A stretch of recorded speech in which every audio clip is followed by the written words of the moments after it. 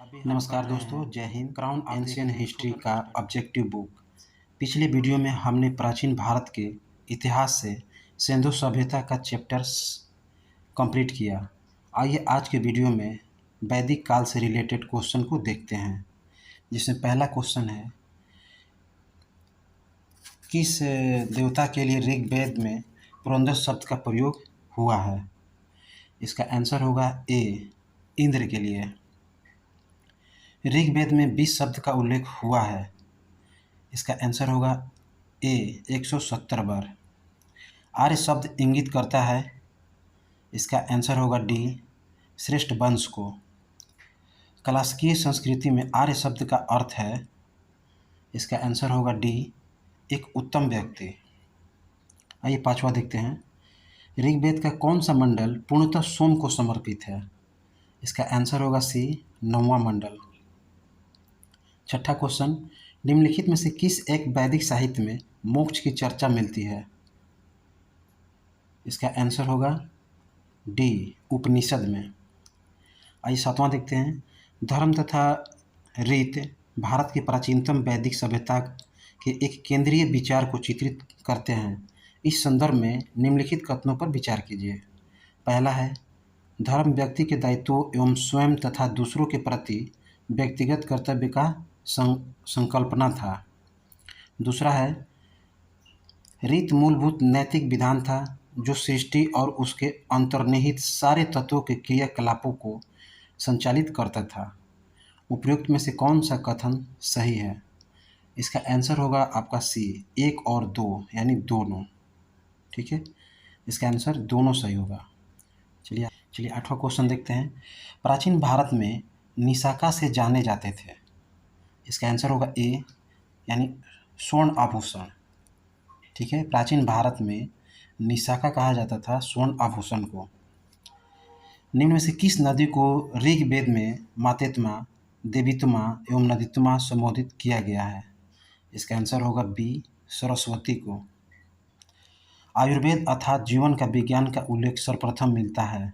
इसका आंसर होगा ए, ऋग्वेद में। 11वें क्वेश्चन, प्रतिलोम विवाह तब माना जाता था। इसका आंसर होगा बी, जब उच्च वर्ण की नारी निम्न वर्ण के पुरुष के साथ विवाह कर लेती थी। ठीक है, आइए 12 देखते हैं,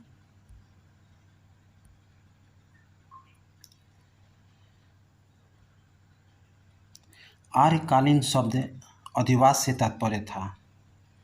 इसका आंसर होगा ए, कमर के ऊपर पहने जाने वाला वस्त्र।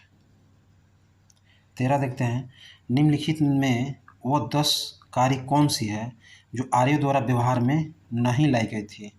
इसका आंसर होगा डी, लुहार यानी लुहारगिरी। महाभारत मूलतः किस रूप में जानी जाती थी? इसका आंसर होगा डी, जय संहिता के नाम से। 15 क्वेश्चन देखते हैं, पुराणों की संख्या है। इसका आंसर होगा बी, यानी 18। आइए आगे 16 देखते हैं, क्वेश्चन 16, 800 से 600 ईसा पूर्व का काल किस युग से जुड़ा है? इसका आंसर होगा ए, ब्राह्मण युग से। 17 देखते हैं, ऋग्वेद की मूल लिपि थी। इसका आंसर होगा डी, ब्राह्मणी थी। निम्नलिखित में से किसे भारतीय परमाणुवाद का जनक कहा जाता है? इसका आंसर होगा सी, महर्षि कणाद को।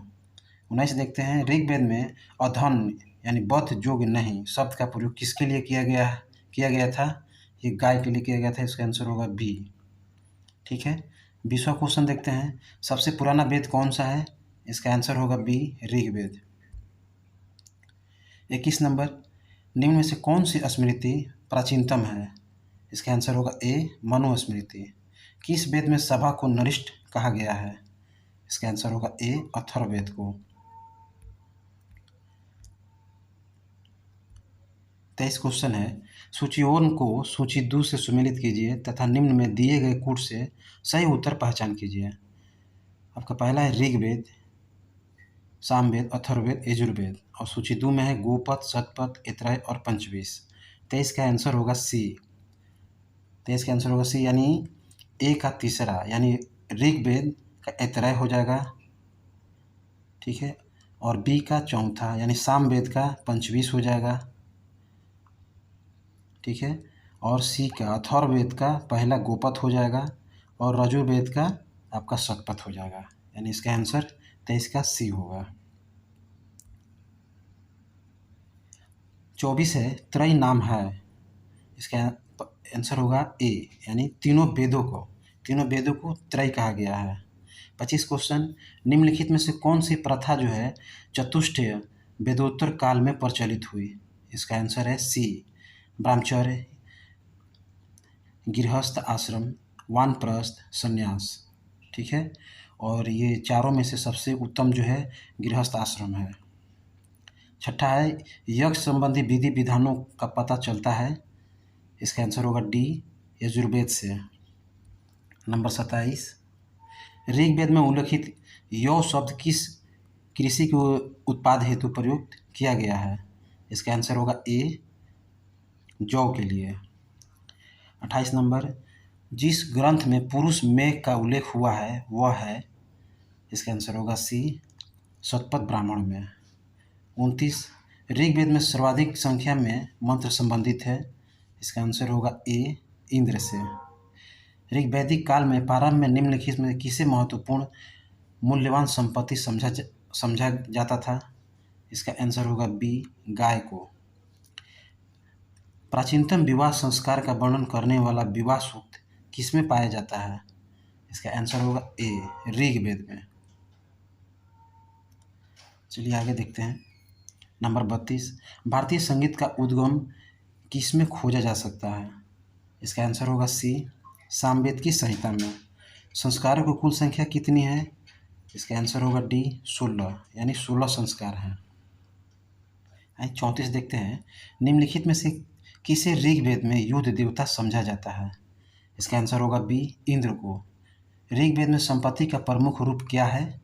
इसका आंसर होगा ए, गोधन। वैदिक योगिन सभा जो है इसका आंसर होगा 36 के सी, मंत्री परिषद थी, यानी वैदिक योगिन सभा जो थी। 37 देखते हैं, 14वीं सदी ईसा पूर्व का एक अभिलेख जिसमें वैदिक देवताओं का वर्णन प्राप्त होता है, इसका आंसर होगा बी, यानी बुगाच कोई से। प्राचीन काल में आर्यों के जीविकोपार्जन का मुख्य साधन क्या था? इसका आंसर होगा सी, शिल्पकर्म।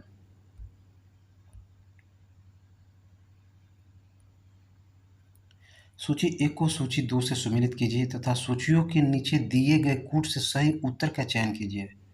पहला है वैदिक नदियाँ और सूची 2 में आधुनिक नाम, ठीक है ना। तो ये आपका 39 का आंसर होगा बी, ठीक है, यानी ए के 2, यानी कुंभा जो है, कुंभा का आधुनिक नाम काबुल है, और परुशुनी का नाम है रावी, और सदा नीरा का नाम है गंडक, और शतुत्री का नाम है सतलज, ठीक है, इसको याद रखेंगे, यानी 39 का आपका हो जाएगा बी। चलिए 40, निम्नलिखित में किसका संकलन ऋग्वेद पर आधारित है? इसका आंसर होगा बी, सामवेद का। उत्तर वैदिक काल माना जाता है, इसका आंसर होगा बी, 1000 से 600 ईसा पूर्व को उत्तर वैदिक काल माना गया है, इसलिए इसका आंसर होगा बी। 42 नंबर देखते हैं, शुल्ब सूत्र किस विषय से संबंधित है?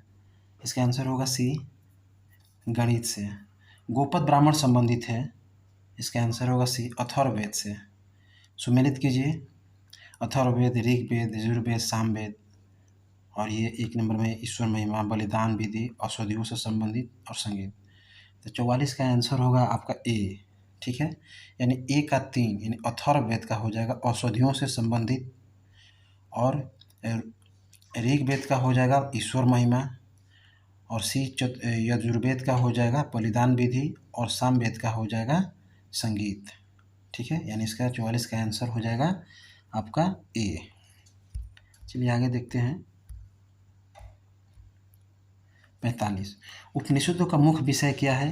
इसका आंसर होगा बी, दर्शन, यानी उपनिषदों का मुख्य विषय है दर्शन, यानी इसका आंसर होगा बी। 46 में देखते हैं निम्नलिखित में से वैदिक साहित्य का सही क्रम कौन सा है। इसका आंसर होगा ए यानी वैदिक संहिताएं, ब्राह्मण, आरण्यक, उपनिषद।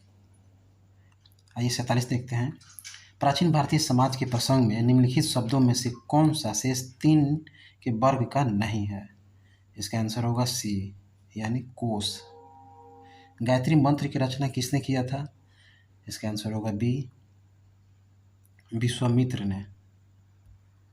49 देखते हैं निम्नलिखित में से पूर्व वैदिक आर्यों का सर्वाधिक लोकप्रिय देवता कौन था।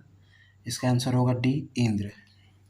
50 नंबर वैदिक काल में किस जानवर को अधन्या कहा गया है। इसका आंसर होगा सी गाय। 51 देखते हैं कौन से 3 वेद संयुक्त रूप से त्रय या वेद त्रय कहलाते हैं। इसका आंसर होगा ए ऋग्वेद, यजुर्वेद और सामवेद। ऋग्वैदिक आर्य पाशुचारी लोग थे। यह इस तथ्य से पुष्टि होता है कि इसका आंसर होगा डी यानी उपयुक्त सभी। ठीक है, ऋग्वैदिक जो है आर्य जो है पशुचारी लोग थे। इससे किससे पुष्टि होता है यानी ऋग्वेद में गाय के अनेक संदर्भ हैं। अधिकांश युद्ध गायों के लिए लड़े गए हैं। पुरोहितों को दिए जाने वाला उपहार प्रायः गाय की होती थी न कि जमीन की, यानी इसमें से इसका आंसर होगा उपयुक्त सभी। 53 देखते हैं बुगाचकोई महत्वपूर्ण है क्योंकि इसका आंसर होगा बी यहाँ से प्राप्त अभिलेखों में वैदिक देवताओं एवं देवियों का नामांकन माने नामोल्लेख प्राप्त होता है। ठीक है, यानी बुगाचकोई महत्वपूर्ण किस लिए है कि यहाँ से जो अभिलेख जो प्राप्त हुआ है उसमें देवी देवता का नाम उल्लेखित है, इसलिए इसका आंसर हो जाएगा बी। 54 देखते हैं वर्ण व्यवस्था से संबंधित पुरुष सूक्त मूलतः पाया जाता है। इसका आंसर होगा सी यानी ऋग्वेद। ऋग्वेद है, इसका आंसर होगा ए स्तोत्रों का संकलन। ठीक है, यानी स्रोतों का संकलन इसको बोल सकते हैं आम भाषा में, यानी 55 का यह होगा स्रोतों का संकलन। 56 देखते हैं किस वैदिक ग्रंथ में वर्ण शब्द का सर्वप्रथम नामोल्लेख मिलता है। इसका आंसर होगा ए ऋग्वेद। वैदिक नदी कुंभा का स्थान कहाँ पर निर्धारित होना चाहिए। इसका आंसर होगा ए अफगानिस्तान में, यानी कुंभा नदी जो है अफगानिस्तान में बहती है।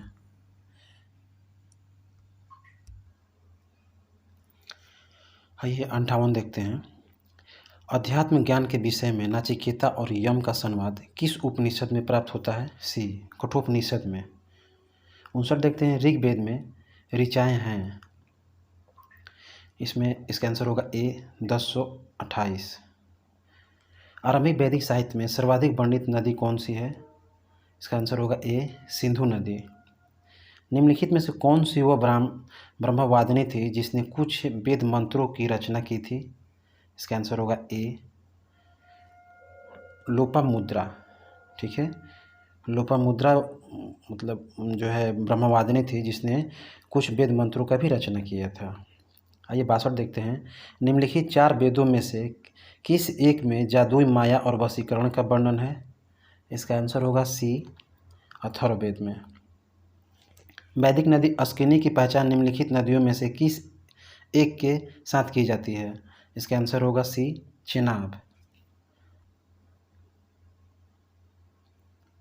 ऋग्वैदिक काल में निष्क शब्द का प्रयोग एक आभूषण के लिए होता था, किंतु परवर्ती काल में उसका प्रयोग इस अर्थ में हुआ। इसका आंसर होगा डी यानी सिक्का के रूप में। यानी वैदिक काल में जो है निष्क का प्रयोग जो होता था किस आभूषण के लिए, लेकिन उसके बाद का जो समय आया इसका प्रयोग होने लगा सिक्का के लिए, यानी निष्क को आदमी सिक्का कहने लगा। 65 देखते हैं ऋग्वेद में निम्नलिखित किन नदियों का उल्लेख अफगानिस्तान के साथ आर्यों के संबंध का सूचक है। इसका आंसर होगा सी यानी कुंभा क्रमु। 66 देखते हैं सूची 1 को सूची 2 से सुमेलित कीजिए तथा नीचे दिए गए कूट से सही उत्तर चुनिए। पहला सूची में दिया है ऋग्वेद, यजुर्वेद, सामवेद, अथर्ववेद, और सूची 2 में संगीत में स्तोत्र एवं कर्मकांड, तंत्र मंत्र, वशीकरण, स्तोत्र एवं प्रार्थनाएं। इसका आंसर हो जाएगा ए यानी 1 के 4 ऋग्वेद जो है स्तोत्र और प्रार्थनाएं से संबंधित है। यजुर्वेद जो है आपका स्त्रोत और कर्मकांड से संबंधित है, और सामवेद जो है आपको संगीतमय स्त्रोत से संबंधित है, और अथर्ववेद जो है आपको तंत्र मंत्र वशीकरण से संबंधित है। चलिए आगे देखते हैं। ऋग्वेद संहिता का 9वां मंडल पूर्णतः किसको संबंधित है? इसका आंसर हो जाएगा डी, सोम और इस पेपर नामकृत देवता। उपनिषद काल के राजा अशुपति शासक थे। इसका आंसर होगा बी, केकय के। किस वेद में सभा और समिति को प्रजापति के 2 पुत्रियां कहा गया है? तो इसका आंसर होगा डी, अथर्ववेद में। आइए 70 क्वेश्चन देखते हैं। ऋग्वेद काल में जनता निम्नलिखित में से मुख्यतः किसमें विश्वास करती थी? इसका आंसर होगा डी, बलि और कर्मकांड में। 71 देखते हैं। ऋग्वैदिक काल में निष्क किस अंग का आभूषण था? इसका आंसर होगा बी, यानी गला का। वैदिक युग में प्रचलित लोकप्रिय शासन प्रणाली थी। इसका आंसर होगा डी, ये आपका वंश परंपरागत राजतंत्र। क्वेश्चन 73 देखते हैं। सर्ग, प्रतिसर्ग, वंश, मन्वंतर और वंशानुचित यानी वंशानुचरित संकेतक हैं। इसका आंसर होगा बी, आपका पुराणों के। ठीक है। 74 जो है अवस्था और ऋग्वेद में समानता है। अवस्था किस क्षेत्र से संबंधित है? तो इसका आंसर हो जाएगा बी, आपको ईरान से। 75 क्वेश्चन है। ऋग्वैदिक धर्म था। इसका आंसर होगा ए, बहुदेववादी था। सांख्य, योग, न्याय, वैशेषिक, मीमांसा एवं वेदांत, इन 6 भिन्न भारतीय दर्शनों की स्पष्ट रूप से अभिव्यक्ति हुई है। इसका आंसर होगा वैदिक युग से। 77 देखते हैं। निम्नलिखित अभिलेखों में कौन सा ईरान से भारत में आर्यों के आने की सूचना देता है? इसका आंसर होगा सी, यानी बोगाचकोई। गोत्र शब्द का प्रयोग सर्वप्रथम हुआ था। इसका आंसर होगा बी, यानी ऋग्वेद में। आइए 79 देखते हैं। निम्नलिखित में से किसने आर्यों के आदि देश के बारे में लिखा है? इसका आंसर होगा डी, बाल गंगाधर तिलक ने। 80 देखते हैं। श्रीमद् भागवत गीता मौलिक रूप से किस भाषा में लिखी गई थी? इसका आंसर होगा ए, यानी संस्कृत भाषा में। सुमिलित कीजिए। आपका अथर्ववेद, ऋग्वेद, यजुर्वेद, सामवेद, और इधर है आपका ईश्वर महिमा, बलिदान विधि, औषधियों से संबंधित और संगीत। यानी इसका आंसर होगा आपका ए, यानी ए के 3, यानी अथर्ववेद जो है आपका औषधियों से संबंधित है, और सामवेद जो है आपका ये क्या बोलते हैं, बी जो है ऋग्वेद जो है आपका ईश्वर महिमा से है, और यजुर्वेद है जो बलिदान से संबंधित है, और सामवेद जो है आपका संगीत से संबंधित है। यानी इसका आंसर हो जाएगा ए। पूर्व वैदिक आर्यों का धर्म मुख्यतः था। इसका आंसर होगा सी, प्रकृति पूजा। 83 क्वेश्चन देखते हैं। सर्वाधिक ऋग्वैदिक सूक्त समर्पित हैं। आपका आंसर होगा इसका बी, इंद्र को। ऋग्वेद में उल्लेखित प्रसिद्ध 10 राजाओं का युद्ध किस नदी के किनारे लड़ा गया था? तो इसका आंसर हो जाएगा ए, परशुनी नदी के किनारे। ठीक है। आपका 85 है। शतपथ ब्राह्मण में उल्लेखित राजा विदेह माधव से संबंधित ऋषि थे। इसका आंसर होगा डी, ऋषि गौतम रहुगण। ऋषि गौतम रहुगण। 86 है। गायत्री मंत्र किस पुस्तक में मिलता है? इसका आंसर होगा डी, यजुर्वेद में मिलता है। गायत्री मंत्र किस पुस्तक में मिलता है? 86 का आंसर आपका हो जाएगा सी, यानी ऋग्वेद में। सॉरी दोस्तों, इसमें मिस्टेक से यजुर्वेद कहा गया है, इसमें यजुर्वेद नहीं होगा, इसीलिए हम इसको दोबारा पढ़ें। यानी गायत्री मंत्र किस पुस्तक में मिलता है? तो ऋग्वेद में मिलता है। वैदिक गणित का महत्वपूर्ण अंग है।